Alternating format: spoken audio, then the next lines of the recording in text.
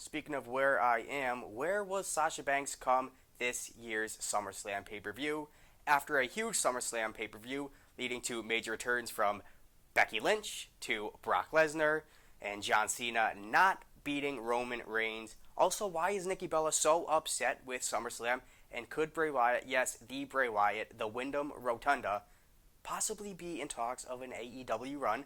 I am Carpio. Let's get to the crazy news. Don't forget to like, comment, or subscribe to get the latest news when it comes to the world of professional wrestling.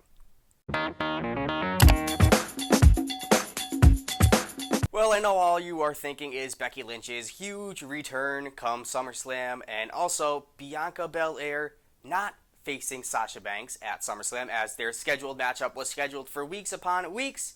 Well, Belair was set to put her title on the line against the Blueprint, the Boss.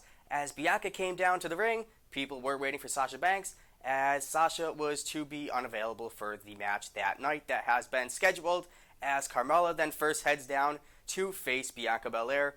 Well, right when the bell was going to toll, Becky Lynch, the man, makes her big WWE return. But why was Sasha Banks unavailable for a long-anticipated matchup at SummerSlam?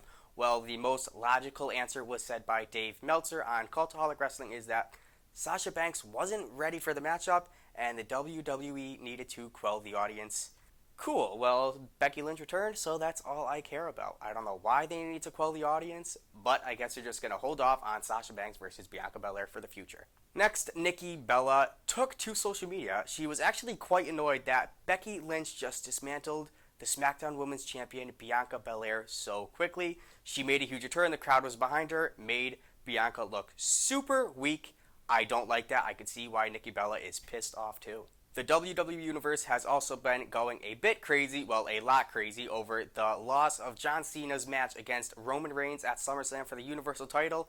The WWE supposedly needed a huge name to come back to the brand to somewhat shadow CM Punk's AEW debut, hence why Brock Lesnar returned to SummerSlam.